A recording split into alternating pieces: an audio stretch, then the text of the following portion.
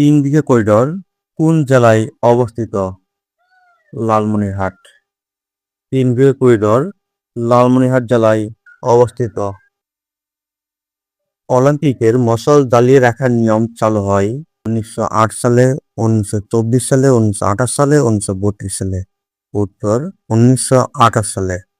অলিম্পিকের রিং এর যে 5টি রং ক্রমান্বয়ে ব্যবহৃত হয় সেগুলো হচ্ছে নীল, হলুদ, কালো, সবুজ ও লাল।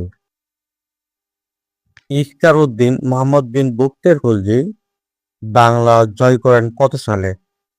1204 সালে।